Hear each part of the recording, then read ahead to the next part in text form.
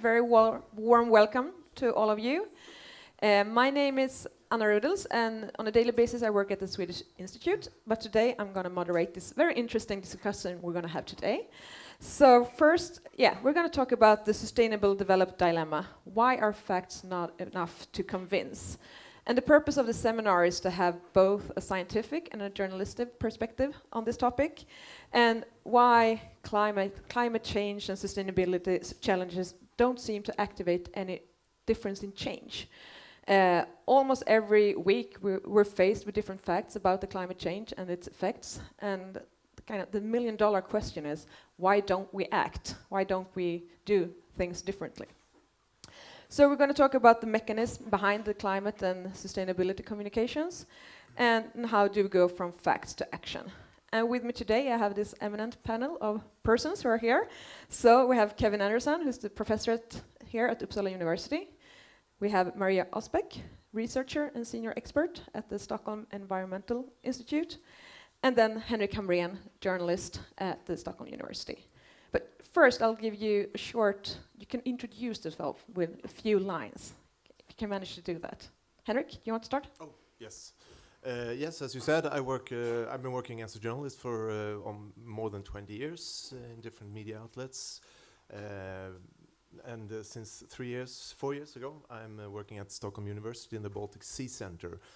And my job there is to sort of transform all the knowledge about the Baltic Sea into texts and films and other things that the general public and decision makers can really understand.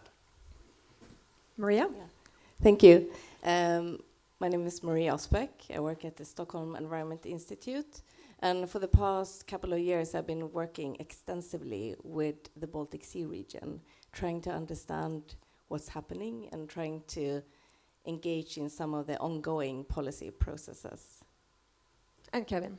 Hello, I work at Uppsala University in the Centre for Environment and Development Studies, CEMUS, and also at Manchester University, where I'm Professor of Energy and Climate Change. And I work on issues to do with energy and climate change primarily. And originally I was a mechanical engineer, and I used to design and build offshore oil platforms. Okay, thank you. So we've divided the discussion into 3 parts. We're going to start talking about facts and behavior, and then we're going to move into the media landscape and social media and the flow of information which is around us. And then we're going to end with talking about discussing new solutions. And we're going to have time in the end also to have questions from you here. So please feel free and please come forward with questions in the end. So let's start. We're going to start then with facts and behavior. And I'll ask this kind of basic question first. Why are facts not enough to make a change? Do you want to have a go at it, Kevin? Okay. Well, actually, a lot of the time, facts are enough.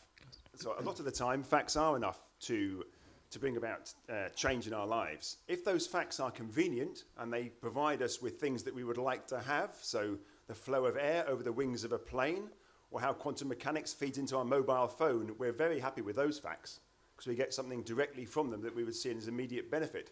But if those facts say you can't live your life like this, we ignore those facts, even if they come from the same scientific discipline.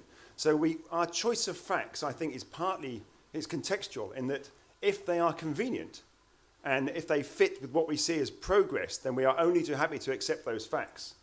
If those same robust level of facts comes and it says actually there's something challenging for us, then we are much less likely to accept those facts. So I think we have to be quite careful what we're looking at here. And obviously when it comes to climate change, if we're serious about meeting our Paris commitments, then we are in a position now where it asks fundamental questions about people like us, how we live our lives, about our processes of government.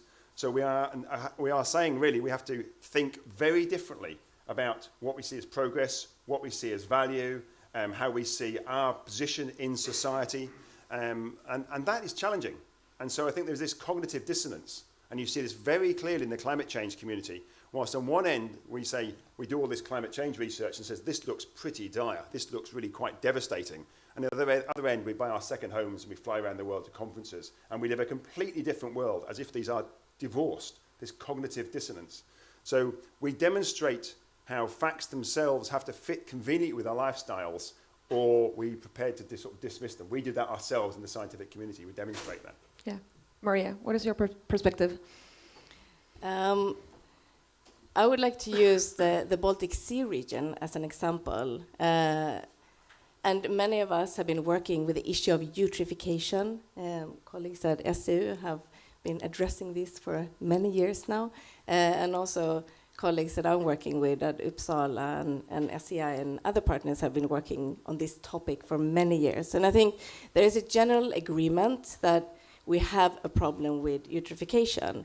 But I also think that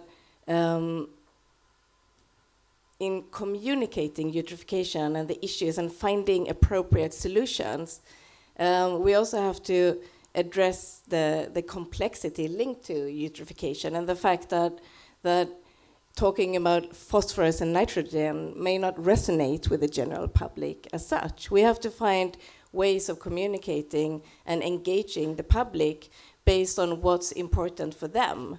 And I think this is a real crucial issue, and I'm not sure the professor of climate would agree, but I think in terms of addressing issues linked to sustainable development, in this case eutrophication, we have to find issues that relate to people, that makes people want to engage. If we just talk about phosphorus and nitrogen, that is not going to create the engagement among the general public. And in projects that we are currently involved with, we are trying to, if I can use the example from Sweden, since this is Almedalsveckan, we have engagement in one river basin in southern Sweden, in Helgeå, where we have discussed the issue of eutrophication and then understood that in order to engage the key people from forest, agriculture, hydropower, urban communities, etc., we need to find an issue that resonates with them. And in this case, we identified brownification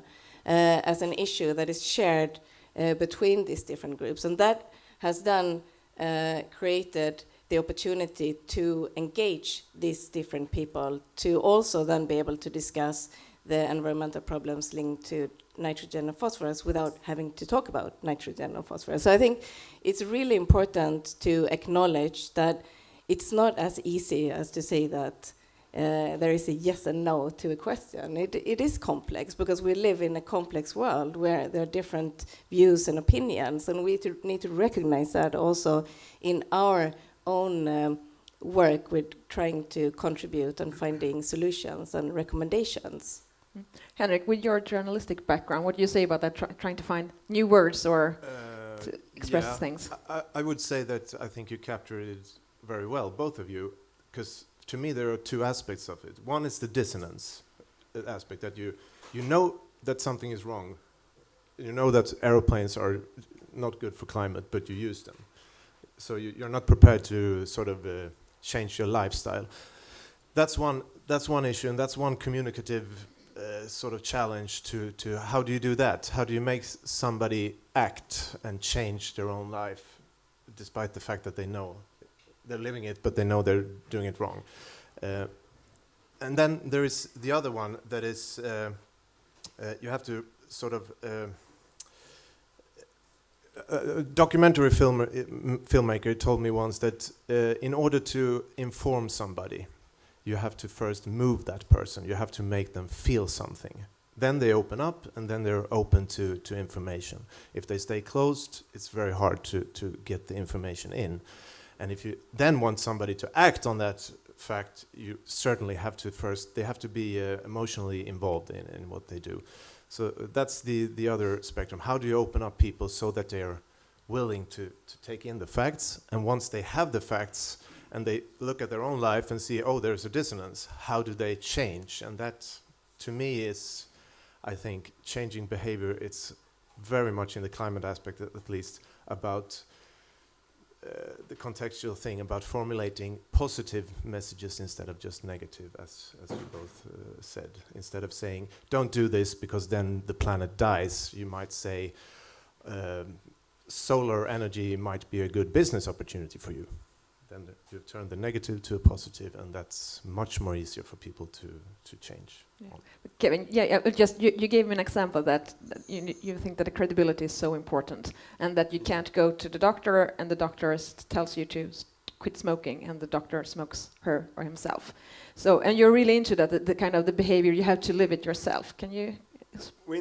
Just from an academic point of view, there is repeated academic evidence to show that the credibility of our research is improved if the people undertaking the research adjust their lives according to what those research findings suggest. That's been repeatedly demonstrated in some quite interesting research undertaken in universities. So we have an empirical basis to say that credibility is an important factor there. Of course, we all know that in everyday life, but it's actually quite nice to see the evidence base for it as well.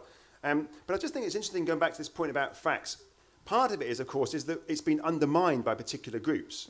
So when we had ozone pollution, that was a big challenge, but very quickly we found out by just bolting a hydrogen molecule on the front of CFCs, chlorofluorocarbons, then we could basically overcome that problem. And DuPont, the same company that made the CFCs, can now sell the HCFCs. So there was no change in that structure. What have we got when we face climate change?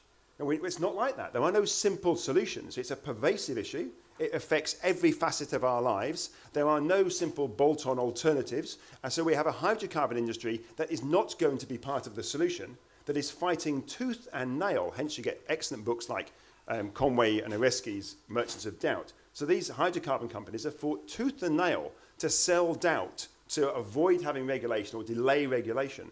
So there is a whole swathe of incredibly rich, wealthy people who have done very well out of the current system, who have been trying to undermine the facts. So it's not that just facts aren't enough. They've been deliberately undermined by probably one of the most powerful lobby groups, the hydrocarbon industry, for 20, 30 or 40 years now. Okay. Maria, you? Yeah, I think it's quite interesting because you brought up the ozone issue, and I think the Montreal Protocol is a really good example that showed that change can happen. And the design of the protocol, I think, is what made the change happen. And I think that's where it's perhaps different with, I'm not a climate expert, so I'm not going to go into that. But if I come back to eutrophication and, for example, the Water Framework Directive, that's not designed in a way that it can effectively be implemented. If that instead would have been designed with regard to the people who will implement it, I think we would have a much better success than we have today. So I think we really need to rethink how we design policy for the policies to be effectively implemented, and how we design regulations for the regulation to be effectively implemented. And how do you do that? Do you have any great examples that you can share with me and with the audience? How do you make people listen and act? As I said before, I think engaging people, acknowledging that there are different views connecting to different issues is fundamental in then being able to design appropriate actions. Okay. Let's move on to how you influence people and the media landscape and the social media landscape. You were talking about lobbyists also, Kevin. And we have a quite different media landscape. It has been changed quite rapidly the last years. And within social media, everything is so extremely fast, and there's no publisher behind it, so you don't know if you can trust it or not. But Henrik, you with your background, what are your thoughts on the changes, and can you? Well, they're dramatic, big. The landscape, the media landscape that was present when I started 20 years ago, wanting to be a journalist, is nothing like it is today. It's the mainstream. I don't have to. You probably know this already, the most of you, but. The main thing is that the mainstream media is down on its knees. The newspapers, even the public service, but also the private companies that provided us with TV, radio, and newspapers. They are really struggling financially because of Google mainly, and Facebook. So there is just simply not enough journalists around to write and report on everything. This means that you have to be very, very good at selling your story if you want it to come out into the open and into the mainstream media. Sending a press release from Stockholm University saying something like, I don't know, some blurry thing about eutrophication, for instance, won't make it to the headlines because they're competing with Trump's latest Twitter, funny cats on YouTube, and a lot of other things, Brexit and you name it. So before, when I started, we had a science editor and maybe 2 or 3 science reporters, they were called. And they had, for instance, one was interested in climate, one was interested in farming or whatever, or chemistry, and they sort of kept an eye on what happened at the universities, and then they reported whenever they found something interesting. That's not the case anymore. Now you have to sell your story to an average editor who's sitting having the whole world on his desk. So from my perspective and from the university perspective, bringing the facts out to the general public and to decision makers has become a lot harder than it was before. But maybe it's because you are not relevant enough. Well, there's always, you can always compare, everything is relative. Is Trump's latest Twitter as important as the latest reports from the eutrophication situation outside Gotland? I can't judge that. No. I don't know. For some here in Gotland, I think they could care less about Trump and more about if there's going to be algal bloom out here. So it's, I mean, there's always news for everybody, but the mainstream media can't provide to everybody anymore. No. So social media, then I'll address the question to you, Kevin. Is it a gift or is it a curse? Getting through with the message. Yeah, we won't be surprised. No, I don't think it's either of those, and it's partly what we want to make it. I'm talking about this in relation to the media, coming with a very much a British view. I don't know the media landscape well enough in Sweden to make any really that informed comments about Sweden. But the UK, what we've had for years, has been a handful of media barons living in huge estates in the countryside, never meeting their readers, and owning the small number of papers and television programmes that the rest of the people get the media from. That was wrong, and it remains wrong today. And in that sense, what's happened recently with Corbyn in the UK, Jeremy Corbyn, whereby the media, that small group of press barons who had loathed Jeremy Corbyn, they had their most vitriolic campaigns they have ever had against any prospective leader aimed at Jeremy Corbyn. And a lot of the editors have admitted this. And what was interesting, they've always made the weather in the UK, particularly the tabloids, they've made the climate, the political weather. And now they're saying, quite a few of the editors, it is actually social media that has actually made the political weather. Now, if I was given a choice between 4 wealthy white male press barons or 65 million people wanting to engage via social media, or even if it's 10 million people engaging via social media, I would take the latter. Now, there are lots of problems with the latter, but the former was a disgrace, in my view. So I do not like the media structure that we had, and I think, to some extent, social media helps there.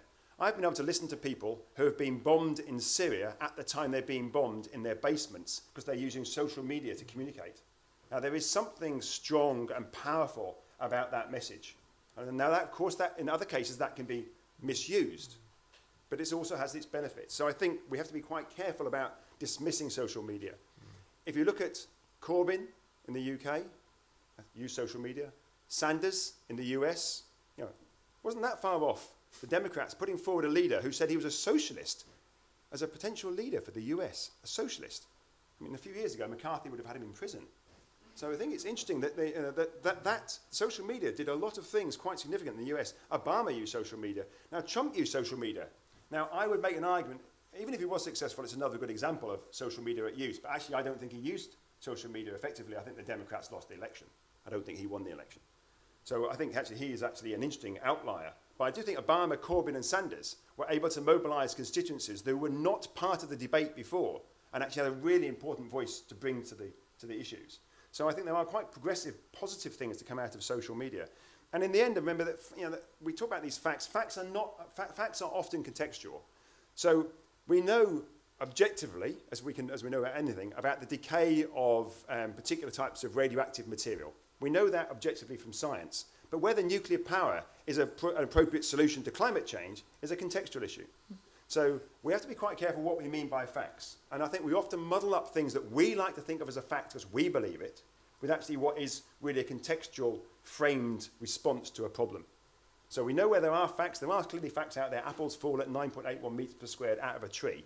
But we don't know whether nuclear power is good or what role wind turbines should take. These are contextual issues that you have to frame differently.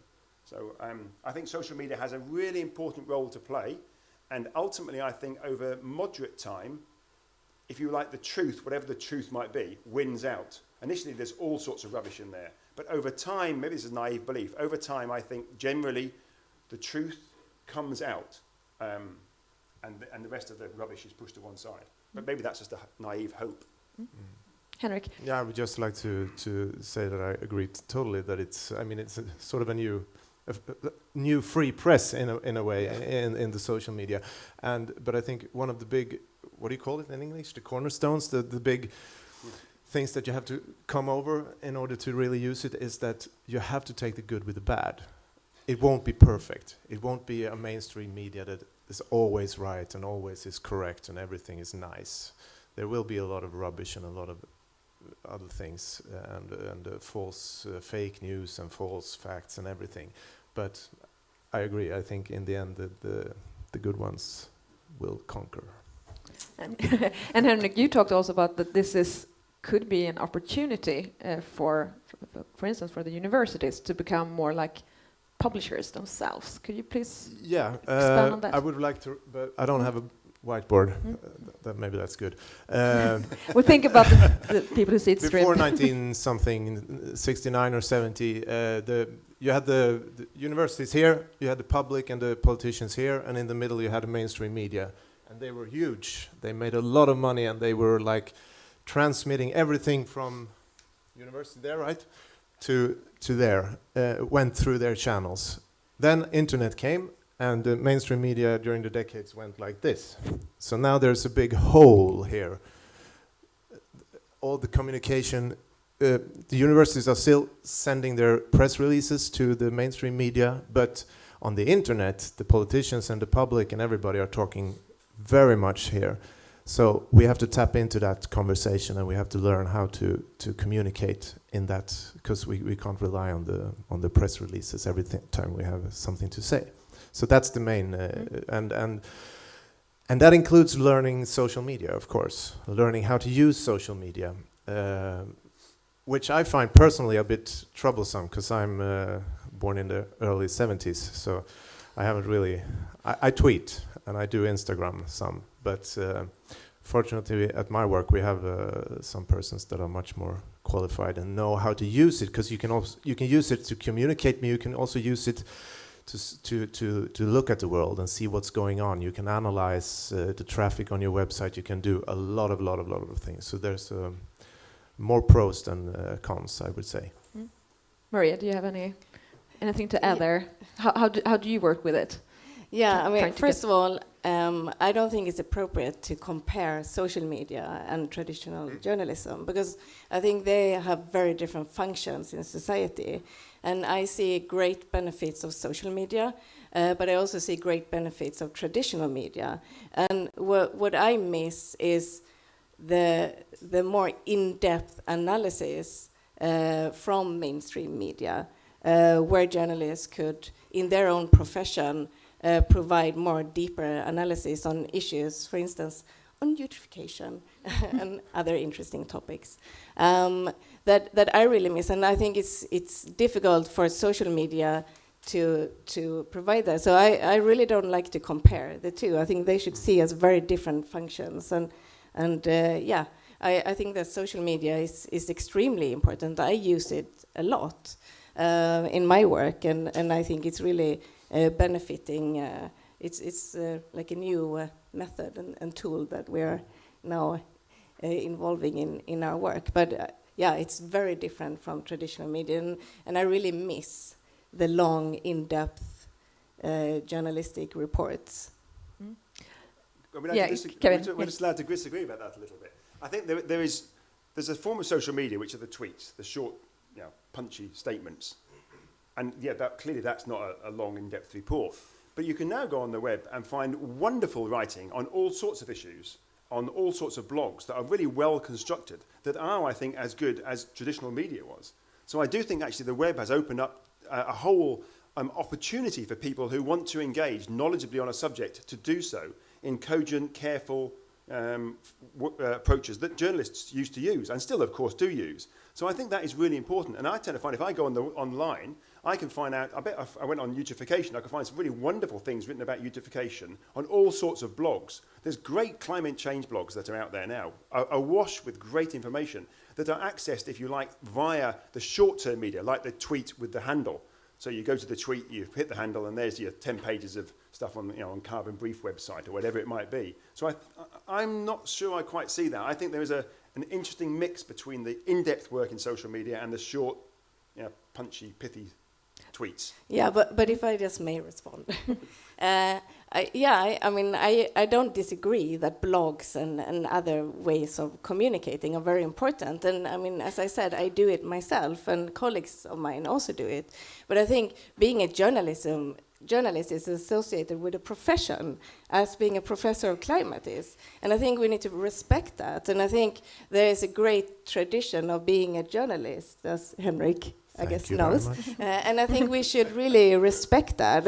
And a blogger is not a journalist, as he's not a professor of climate. Just one of the kind of the big topics in Almedalen this year is fake news, as you all know. So just to challenge you a bit there, Kevin, also is that can you really trust a person? The authenticity of the person. A journalist, you can, at least in the old days, you could trust him or her because they had a background. Could you? Certainly you couldn't in the British press. Yeah. I mean, I can take you through headline after headline of British press, as well as the in-depth editorials that were just rubbish. So, journalism, I don't know Swedish journalism. Maybe it has this wonderful reputation. It really does. Yeah, well, that's good to hear. Certainly that is not the case in the UK. And that's not to say that, there are some really wonderful journalists in the UK that have been doing some great work for years. And I still think The Guardian is a fantastic newspaper. You could do with having a decent spell check, but it's a really good, and they do some fantastic work. But nevertheless, I do also think that certainly from my experience of UK journalism and indeed some of the US journalism, it's atrocious here, and it has lied repeatedly. And of course, it's reinforced the lies through through this small selection of media that was available. So those lies actually, we never saw them as fake truths because we didn't know there was any other alternative. So I'm not so certain that this current sort of use of the language of it's fake truth, fake facts, and so forth, is actually any more valid now than it has been in the past. And to some extent, I think we're more able now to question some of these supposedly fake positions that we couldn't do in the past because there was no way to question them. Yeah, but maybe, can I just respond? Because maybe it's not about finding the truth. Because I never read a paper thinking that this is the absolute truth. I've never done that. Yeah. Henrik. Yeah, I think I'm saying something that you're already talking about. But when I said taking the bad with the good, I think, from my perspective, and I'm an optimistic, I see social media and Twitter and everything and all this big, disturbing, chaotic mayhem that is going on the internet. I see that as a tool. There are a lot of tools for finding good journalism, for instance, or finding a good and true report on eutrophication, for instance, and so I see them more like tools than actual, journalism itself. But nevertheless, I think we have to, as representatives of science and universities and so on, we have to know how to navigate in that landscape. We don't have a choice because it's already there. And unless somebody give mainstream media a lot more money during the coming decades, we're stuck with this system. So we have to learn how to use these tools and how to communicate there. And that maybe brings me back to your question about the universities. If the university is to be a media house of its own, taking the role of a mainstream media, being the sender, being the one that edits its own material and sends it out deliberately towards different target groups and the public. Should the university do that? I think so. I think so, because there's, as I said, there's a big gap there, and we have to communicate in other ways. But that's, of course, it's very, very challenging. Does the Stockholm University need an editor-in-chief, for instance, who goes in jail if a source is blown, or something like that? A lot of question comes, but I think it's a really interesting idea, and I think it's a necessity, really. I don't know what you say. Well, in the UK, there's an organisation that's been set up in Whitehall. It's not part of government, but it's in the same environment, geographical location to government, called the Science Media Centre, SMC. And they do a really good job. That any new paper that comes out that has some particular sort of pertinent issue to do with society, they will send that paper out, sometimes before the embargo, to a group of people that they gradually build up on their list and say, do you have any comments? They do not filter the comments. The comments then literally are put in and they're sent out to a very wide range of journalists and then just made publicly available as well. And I think they've done a really good job. And I think what I like about what they do is they do not take a university position. They let academics be independent academics, which I think is really important. And that's one of my concerns about if university is to take a central role, what is university? It is controlled by particular sets of interests that may not align with some academics' expertise. So I think we have to be quite careful about that. And actually, I was thinking in this about the role of the journalist, that your point there before about that they do offer something. And actually, I think what they really offer is narrative and a more sort of systemic view of the challenge. So I do think that when I'm thinking about these blogs, I'm trying to think, well, why are they different? The blogs I'm reading are often a little bit narrower in their context, in their set of issues they're addressing. So it might be about particular things to do with wind turbines or whatever it might be. But if you think about something like Syria, then the journalists bring in there an understanding of the history and the context. So I think there is still a role in that sense for journalism, because it does have a wider pool of experience from which to bring a useful, engaging narrative on often quite complex issues. So maybe that's the difference between a blog, which is often done by sort of people who have a particular interest, and a journalist who comes at it from a wider contextual setting. That doesn't mean to say, of course, it's always very good. Another way to work with, try to make facts convince, is also to work with other parts of the society, and you find new narratives and work with culture, for instance. And Maria, you've actually done that. Could you please give us the example that your research has been kind of translated by a dramatic person? So, at SCI, we had a collaboration with the Swedish Royal Theatre, Dramaten, where we worked in groups. So there were researchers, and then there were people from the theatre, both artists and scriptwriters, as well as directors. And then we were put in a room, and we were supposed to talk about our work, and then the scriptwriter interpreted it. And then later it was performed. The director had something to say, and then there was a play. And it was really interesting, because I would never have expected that my contribution in terms of the work could be manifested in the way it was on stage at the Stockholm Royal Theatre. So it was really interesting, and also the engagement that it created among people, and people who we have difficulties to reach through our reports and blogs, even though they are very good, and other means. So it was an interesting experiment of using different formats for communicating the work that we do. Kevin, would you like to have your work transcripted? Well, I have had it transcripted quite a few times, and actually really do enjoy engaging with artists, and in fact with Uppsala we've been pushing that agenda, and also in Manchester, and I've been doing it for lots of years. I can't say I understand quite what comes out of it, but I think maybe that's not a bad thing. Maybe that's a good thing. I like PowerPoint presentations, I like graphs and numbers, but most of the public aren't interested in that form of communication, and quite rightly so. But I've had my work converted into comic strip, which I thought was really engaging. I've had it recently done in Uppsala into a small YouTube animation. Someone sent me very recently a folk song they'd written.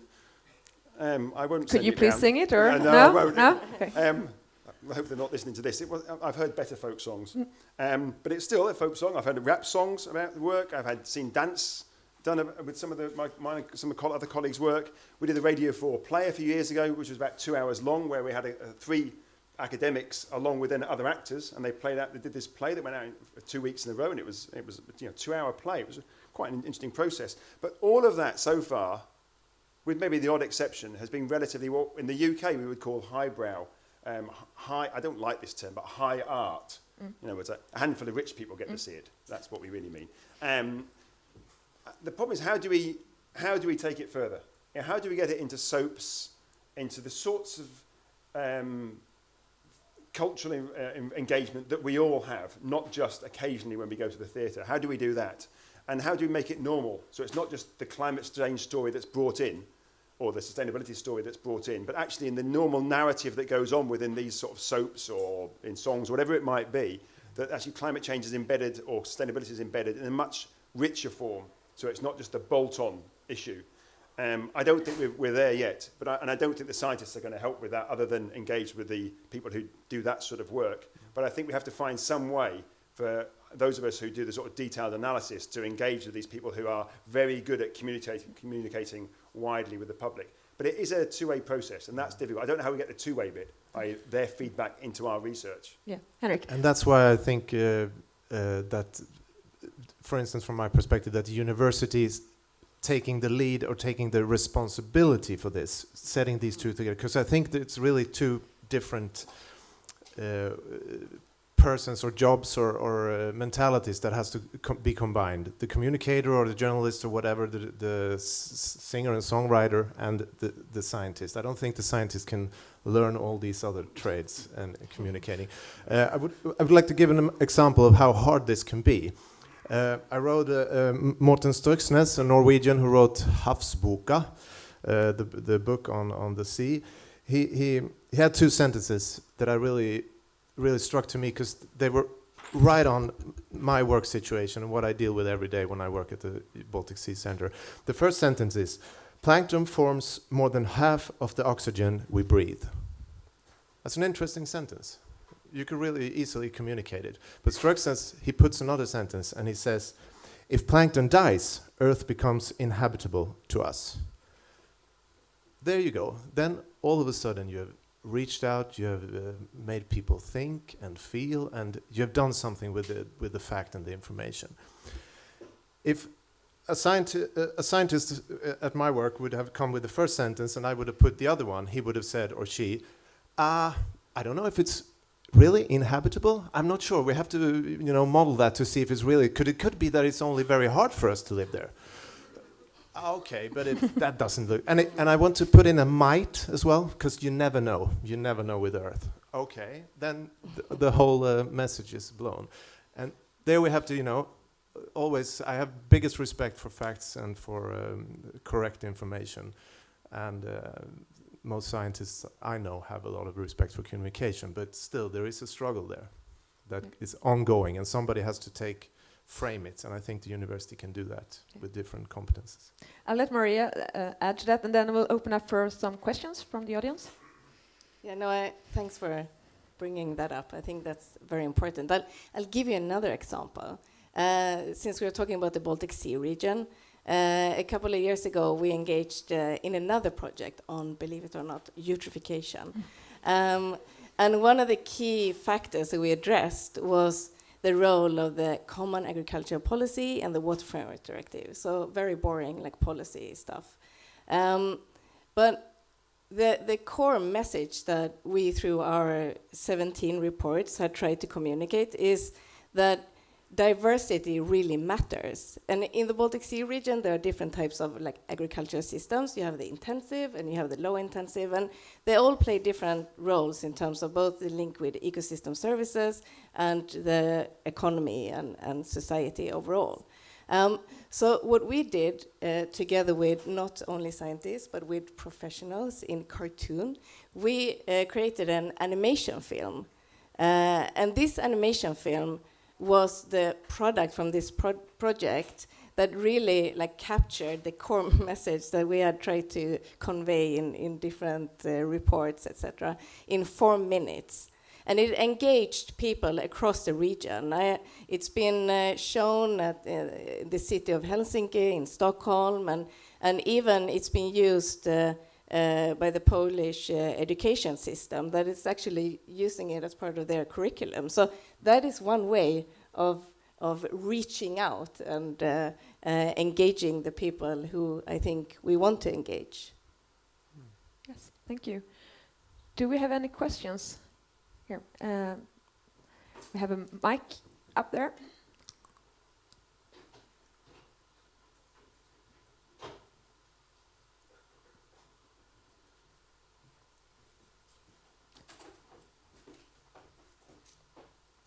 If you please could say your name and when you get there. Sorry.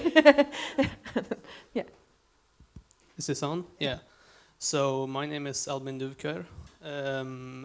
One thing that I found quite that I just bugged me a bit about this is the part where you talked about journalism and how bloggers aren't to be treated as a good source, because a lot of journalists, because of a lot of people who run blogs are themselves journalists, like freelance journalists. So I think the problem is really to stop believing in the press and more just following what's it called, the freelance journalists. And that would solve a lot of the problems. Just follow the journalists instead of the media, because the journalists are the better source than the media. Okay. Any? Do you want do you have to any comments on comment? this? I've just started blogging myself. That's good. Very That's a good nervous, start. but it's pretty the same thing. Yeah, I would agree. At least I try to use social media that way, the whole landscape to navigate it, and I follow the things that I find interesting. And then you run the risk of coming into this filter bubble, and you only get confirmed. So you have to sort of be aware of that, and also follow things that you might not agree with. Yeah, exactly. But that you find true or interesting in other ways. And I think as well that social media platforms can be a way to get more people to get on your platforms, to get those long essays that you talked about earlier. So I just thought that a combination of both freelance journalists using blogs as other sources and both bigger media for just to get publicity, to then do whatever they want. So that's like kind of my point. Thank you. I have some more Could I questions just up here. Quick respond. One thing, to me, I'm not so interested in the names of who's written whatever it is they've written. It's the content that matters. So I'm with Richard Feynman. Once you've let ideas out, the ideas live for themselves. So I would be less likely to follow any particular writer than just look at something. And I think very quickly you can be quite discerning. Does this look reasonably well written? Does it look reasonably cogent? Yes, I'll read it. And it's the content that matters, not who said it. So that, in that sense, if a janitor says something on climate change, it may be just as valid as that coming from a professor. It may be more valid. It's the content that matters, not who wrote it. So you mean that I have to write something interesting on my blog in order to get you to read it? Engaging, yes. Engaging. Yeah, questions up here? Thank you for this super engaging debate. I have a question. I think we've discussed the role of media as a way to engage people and as a way to get information out. But media is also what we call the fourth power in political sciences. It has a role of checking upon the state and the three other forces in the state. And if you think about media on that role, I assume there needs to be some credibility behind it, and not just me writing a blog or anyone else for that matter, just saying that who I am, and therefore my facts are as valid as anyone else. So media can be engaged for political engagement, activism, but there's also a proper role, a formal role as a fourth power. And so I want to know what you think, if you can think about media in that role and not just as a communication strategy. What demands does this role put on you as journalists, but also you as researchers, in how you engage today with politics and the state and society? I can pass on the microphone if you want to take the next question. Yeah, anyone of you want to? I'm not sure, again, a very British mindset. The idea that the media is there to control the power, or not to control it, sorry, is to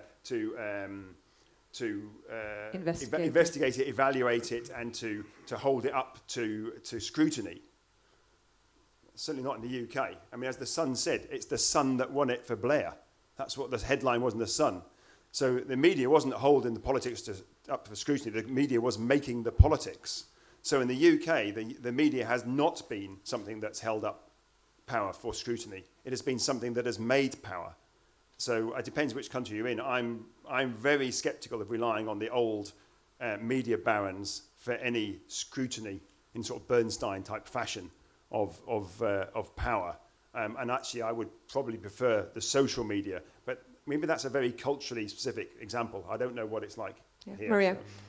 Yeah, I mean, you will need to do like a power assessment of the role of different media and institutions. But I think what I asked for before is to have more in-depth analytical reports. If, for instance, there would be a good analysis by a journalist or like a good blogger on the implementation of the Common Agricultural Policy and the Water Framework Directive that addresses the broader issues at stake, I think that would be really interesting. What we get today is more, now there is an algae bloom and we have this and that much phosphorus and nitrogen, but it's not addressing the core of the issue. And I think that's what I'm missing. And I think that's what's really important among media in terms of being that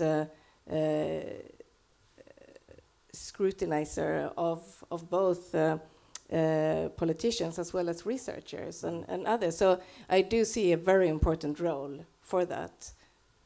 Unfortunately, we're running out of time. We're actually 2 minutes overdue. So maybe if you have any questions from the audience, maybe you can come up afterwards, and we'll, if you could stay a few more minutes, because I saw hands waving. So thank you very much for listening, and thank you for a really interesting discussion and fresh discussion. Thank you very much.